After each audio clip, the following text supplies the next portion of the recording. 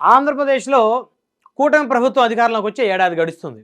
అయితే ఈ ఏడాది కాలంలో అనేక నియోజకవర్గాల్లో ఆయా పార్టీలకు సంబంధించినటువంటి నేతలు కాస్త అసంతృప్తితో ఉన్నారని తెలుస్తూ ఉంది. ఉదాహరణ చూస్తే ఈరోజు సుగవాసి సుబ్రహ్మణ్యం గారు, సన్నాఫ్ సుగవాసి పాలకొండరాయుడు గారు. అయితే సుగవాసి సుబ్రహ్మణ్యం గారు ఈరోజు తెలుగుదేశం పార్టీకి రాజీనామా చేశారు.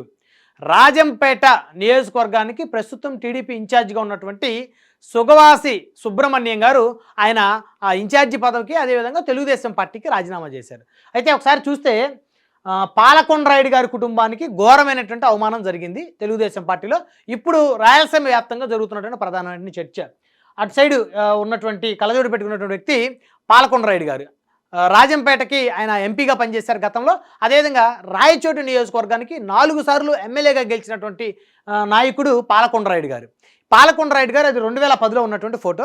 సో ఇటువైపు చూస్తే ఆయన కుమారుడు సుగవాసి సుబ్రహ్మణ్యం గారు, ఆయన మొన్న ఎన్నికల్లో 2024 ఎన్నికల్లో రాజంపేట అసెంబ్లీ స్థానం నుంచి ఎమ్మెల్యేగా పోటీ చేసి అతి తక్కువ ఓట్లతోటి ఓటమి చెందారు.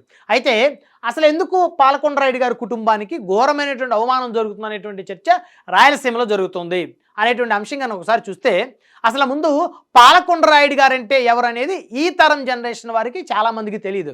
ఆయన 2025 మే 6వ తారీఖున ఆయన కన్ను మూశారు. అయితే అప్పటి వరకు కూడా తెలుగుదేశం పార్టీలో కరుడుగట్టినటువంటి టీడీపీ సైనికుడిగా ఆయన పనిచేసినటువంటి పరిస్థితి ఉంది. ప్రత్యేకించి చెప్పాలంటే ఉమ్మడి కడప జిల్లాలో తెలుగుదేశం పార్టీ ఈరోజు బలంగా ఉంది, ధైర్యంగా ఉంది ఆ పార్టీ కార్యకర్తలు అంటే దానికి ప్రధానమైనటువంటి కారణం పాలకొండరాయుడు గారు. సుగవాసి పాలకొండరాయుడు 4 సార్లు ఎమ్మెల్యేగా గెలిచారు, మరొక 4 సార్లు చాలా తక్కువ ఓట్లతో ఓటమి చెందారు. అంటే 8 సార్లు పోటీ చేశారు రాయచోటి నియోజకవర్గం నుంచి. ఆ 8 సార్లు పోటీ చేసినప్పుడు 4 సార్లు ఎమ్మెల్యేగా నెగ్గారు. అయితే ఆయన ఇండిపెండెంట్గా కూడా ఒకసారి ఆయన రాయచోటి నియోజకవర్గం నుంచి ఎమ్మెల్యేగా గెలిచారు. ఆ తర్వాత రాజంపేట నుంచి ఎంపీగా పోటీ చేసి గెలిచారు. రాజంపేట పార్లమెంట్ కింద ఉన్నటువంటి 7 నియోజకవర్గాల్లో బలమైనటువంటి అనుచరగణం ఉన్నటువంటి నాయకుడు సుగవాసి పాలకొండరాయుడు గారు. అలాంటి పాలకొండరాయుడు గారు మరణించిన తర్వాత కనీసం తెలుగుదేశం పార్టీ ఆయనకి సంతాపం కూడా తెలియజేయలేదనేటువంటి ఒక ఘోరమైనటువంటి అవమానాన్ని పాలకొండరాయుడు గారి యొక్క వర్గం ఈరోజు రాయలసీమలో ఆ అవమానాన్ని పొందారు. ఎందుకంటే తెలుగుదేశం పార్టీకి బలంగా నిలబడినటువంటి ఒక బలమైనటువంటి నేత ఆయన ఆ రాయలసీమలో రెడ్డి సామాజిక వర్గాన్ని ఎదిరించి తెలుగుదేశం పార్టీని తన భుజాల మీద మోసినటువంటి నాయకుడు. అలాంటి నాయకుడు మరణిస్తే కనీసం ఎక్కడా కూడా తెలుగుదేశం పార్టీ అధినేత కానీ ఆయన కుమారుడు కానీ ఆయనకి ఎక్కడా కూడా ఒక సంతాపం తెలియజేసిన పరిస్థితి లేదు. అదే ఉమ్మడి కడప జిల్లాలో ఆయన మరణించిన తర్వాత, అంటే ఆయన మే 6ను మరణించారు, మే 27, 28, 29 3 రోజుల పాటు ఉమ్మడి కడప జిల్లాలో మహానాడు కార్యక్రమం చేసుకొని మరి రాష్ట్ర వ్యాప్తంగా అనేక మందితోటి అక్కడ కార్యక్రమం జరిగితే కనీసం ఆ వేదిక మీద కూడా చంద్రబాబు నాయుడు గారు కానీ లోకేష్ గారు కానీ కనీసం పాలకొండరాయుడు గారి పేరు కూడా తలవలేదు. సో ఇది ఆయన కుటుంబ సభ్యులనే కాదు, యావత్తు ఆయన అభిమానులు, రాజంపేట పార్లమెంటు వ్యాప్తంగా ఉన్నటువంటి పాలకొండరాయుడు గారి అభిమానుల్ని తీవ్రమైనటువంటి మనస్తాపానికి గురి చేసింది. 8 ఎన్నికల్లో బలంగా పోటీ చేసి 4 సార్లు ఎమ్మెల్యేగా గెలిచి ఒకసారి ఎంపీగా గెలిచి ఎన్నో దాన ధర్మాలు చేసినటువంటి మచ్చలేని నాయకుడు పాలకొండరాయుడు గారు మరణిస్తే కనీసం అంత పెద్ద మహానాడు వేదిక మీద ఒక్క నిమిషం కూడా చంద్రబాబు నాయుడు గారు కానీ లోకేష్ గారు కానీ ఆయన పేరు చెప్పి ఆయన ఆత్మకి శాంతి చేకూరాలని చెప్పేసి ఒక్క మాట కూడా మాట్లాడలేకపోయారనేది ఇప్పుడు ఆయన అభిమానులను కుంగదీస్తుంది. ఇంత అవమానం ఎదుర్కొని ఎందుకు మనం ఈ పార్టీలో ఉండాలంటూ ఆయన కుమారుడైనటువంటి సుగవాసి బాలసుబ్రహ్మణ్యం గారి మీద తీవ్రమైనటువంటి ఒత్తిడి తీసుకొని వచ్చారు పాలకొండరాయుడు గారి అనుచరులు, సన్నిహితులు, ఆయన అభిమానులు మొత్తం కూడా.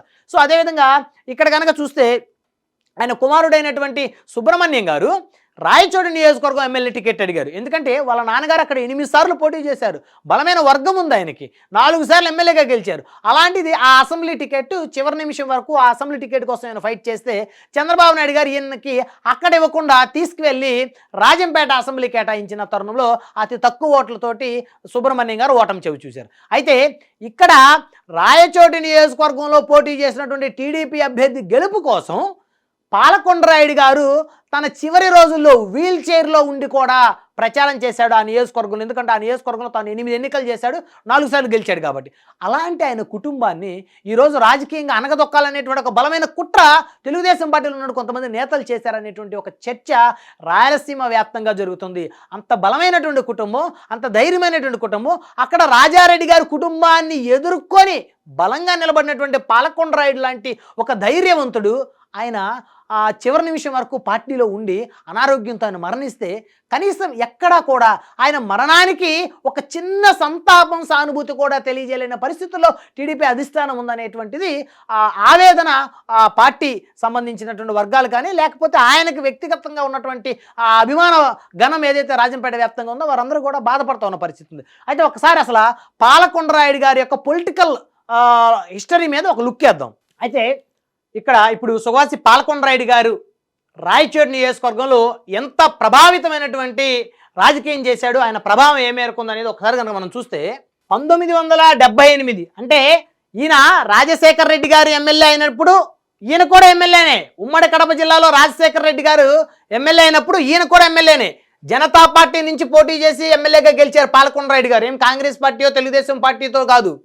1983లో ఇండిపెండెంట్ అభ్యర్థిగా విజయం సాధించినటువంటి నాయకుడు పాలకొండరాయుడు గారు, సుగవాసి పాలకొండరాయుడు గారు. 1983 ఇండిపెండెంట్, 1978 జనతా పార్టీ. అంటే ఆ రోజు తెలుగుదేశం పార్టీ బలమైనటువంటి ఒక ప్రభావాన్ని చూపాడు ఎన్టీ రామారావు గారు. ఆయన దెబ్బకి కాంగ్రెస్ పార్టీలో ఉన్నటువంటి హేమాహేమీలు కుదేలైపోయారు. అలాంటి పరిస్థితుల్లో కూడా పాలకొండరాయుడు గారు అంటే ఏ పార్టీ గుర్తు కాదు, ఆయన గుర్తుతోనే, ఆయన ఫేస్తోనే ఎన్టీ రామారావు గారి ప్రభంజనాన్ని తట్టుకొని రాయలసీమలో, అందులో ఉమ్మడి కడప జిల్లాలో అటు ఒక పక్క కాంగ్రెస్ని, ఒక పక్క ఎన్టీ రామారావు గారిని, వారిద్దరి ప్రభావాన్ని తట్టుకొని ఎగ్గినటువంటి నాయకుల్లో పాలకొండరాయుడు గారు ఉన్నారు. 1983లో రాజశేఖర రెడ్డి గారు 1983లో ఎమ్మెల్యే అయ్యారు ఉమ్మడి కడప జిల్లా నుంచి. అదేవిధంగా పాలకొండరాయుడు గారు కూడా 1983లో ఇదే ఉమ్మడి కడప జిల్లా రాయచోటి నియోజకవర్గం నుంచి ఆయన ఎమ్మెల్యేగా గెలిచారు. అంటే చూశారుగా, అంటే ఇక్కడ ఆయనకి ఏ రాజకీయ పార్టీ ఆయనకేమి రాజకీయ అవకాశాలను కల్పించలా.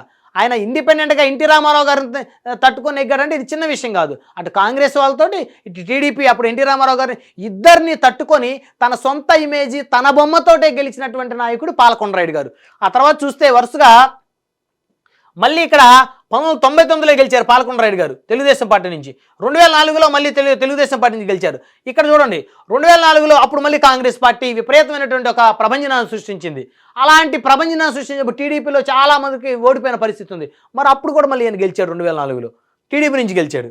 అంటే గాలి విపరీతంగా ఒక పార్టీకి వీస్తున్న తరుణంలో తన వైపుకి తిప్పుకొనవటంలో పాలకొండరాయుడు గారి యొక్క రాజకీయ చతురత ఇక్కడ చాలా గొప్పగా కథలుగా చెప్పుకుంటారు ఈ రాజంపేట పార్లమెంట్ వ్యాప్తంగా.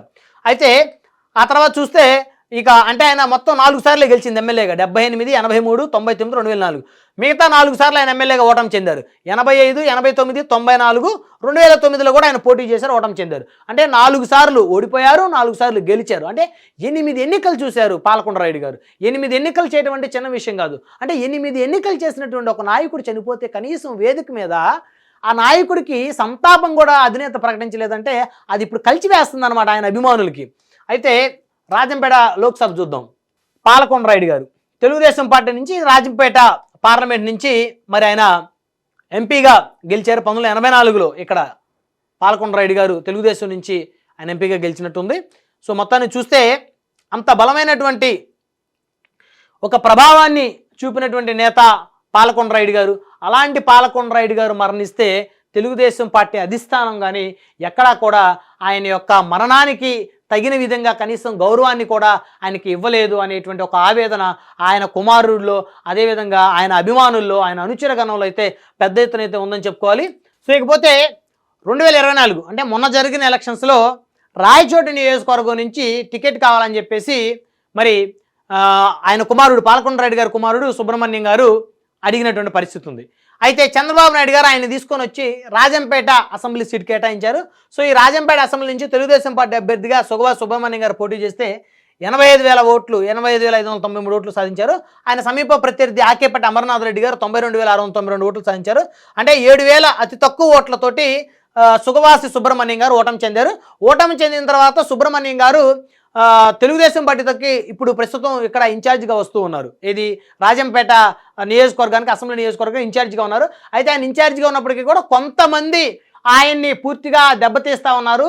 ఆయన యొక్క ఆధిపత్యానికి పూర్తిగా గండి కొట్టారు. ఆయన మాట ఎక్కడ కూడా చెల్లుబాటు కానివ్వటం లేదు. ఉద్దేశపూర్వకంగానే మరి సుబ్రహ్మణ్యం గారిని రాజకీయంగా అణిచివేయాలనేటువంటి ధోరణితో తెలుగుదేశం పార్టీకి చెందినటువంటి రాజంపేట పార్లమెంట్ ఇన్ఛార్జిగా ఉన్నటువంటి కొంతమంది వ్యక్తులు, నేతలు ఆ విధంగా ఆయన చేస్తున్నారని చెప్పేసి ఆయన అనుచరులు అయితే బాధపడుతూ ఉన్నారు. సో కాబట్టే ఆయన తెలుగుదేశం పార్టీకి రాజీనామా చేసినట్లయితే తెలుస్తోంది. కొద్దిసేపటి క్రితం ఆయన రాజీనామా లేఖనైతే విడుదల చేశారు. సో మొత్తానికి సుగవాసి సుబ్రహ్మణ్యం గారి రాజీనామా ఏదైతే ఉందో అది రాయలసీమలో తెలుగుదేశం పార్టీకి ఖచ్చితంగా ఎంతో కొంత నష్టం చేకూరుస్తుందని అయితే చెప్పుకోవచ్చు. ఎందుకంటే తన తండ్రి గారికి పెద్ద ఎత్తున ఒక అభిమాన సంఘం ఉంది. రాజంపేట పార్లమెంటు వ్యాప్తంగా కూడా ఆయన గతంలో ఎంపీగా పనిచేశారు కాబట్టి ఆ పార్లమెంట్లో ఉన్నటువంటి అనేక నియోజకవర్గాల్లో వారికి బంధుగాను అనుచర వర్గం పెద్ద ఎత్తున ఉంది. సో అలాంటి కుటుంబానికి చెందినటువంటి అలాంటి పాలకొండరెడ్డి గారు కుమారుడైనటువంటి సుబ్రహ్మణ్యం గారు రాజీనామా ఏదైతే ఉందో ఇది ఖచ్చితంగా తెలుగుదేశం పార్టీకి ఒక ఎదురు దెబ్బని చెప్పొచ్చు. ఎందుకంటే ఆ రాయచోటి నియోజకవర్గంలో మరి దాదాపు ఎన్నో ఎలక్షన్లు చేసిన పాలకొండరెడ్డి గారు మరి ఆయన తప్పితే కనీసం అక్కడ ఎన్నిక చేయడానికి, ఎలక్షన్ చేయడానికి, కనీసం అక్కడ పోటీ చేయడానికి కూడా అభ్యర్థులు ముందుకు రాని పరిస్థితుల్లో సైతం కూడా పాలకొండరెడ్డి గారు బలంగా నిలబడి అక్కడ పోరాటం చేశాడు. రాజశేఖర రెడ్డి గారికి సమకాలీకుడిగా చెప్పొచ్చు. ఎందుకంటే 1983లో టీడీపీని వేవుని ఎదుర్కొని రాజశేఖర రెడ్డి గారు ఒక పార్టీ తరపు నుంచి కాంగ్రెస్ నుంచి ఎమ్మెల్యేగా గెలిస్తే ఇక్కడ పాలకొండరెడ్డి గారు ఇండిపెండెంట్గా ఎమ్మెల్యేగా గెలిచి ఒక చరిత్ర సృష్టించారు. అంత చరిత్ర ఉన్నటువంటి ఆ మహానాయకుడు కొడుక్కి మరి ఈరోజు తెలుగుదేశం పార్టీలో సరైనటువంటి స్థానం అయితే దొరకడం లేదని చర్చ నడుస్తోంది. అదేవిధంగా అంత చరిత్ర ఉన్నటువంటి మహానాయకుడు చివరి నిమిషం వరకు పార్టీ కోసం పనిచేసి తను వీల్ చైర్లో ఉండి కూడా రాయచోటిలో టీడీపీ అభ్యర్థిని గెలిపించుకోవడం కోసం ఆయన పెద్ద ఎత్తున తిరిగిన పరిస్థితి ఉంది ఎన్నికల్లో. అయితే అలాంటి ఆ నాయకుడు చనిపోతే కనీసం గౌరవం ఆ పార్టీ ఇవ్వలేదనేటువంటి ఒక ఆవేదనతో ఆయన కుమారుడు రాజీనామా చేసినట్టయితే స్పష్టంగా తెలుస్తోంది. సో మొత్తానికి తెలుగుదేశం పార్టీలో రాయలసీమలో మొట్టమొదటి రాజీనామా సుగవాసి పాలకొండరెడ్డి గారి కుమారుడు సుబ్రహ్మణ్యం గారని చెప్పొచ్చు.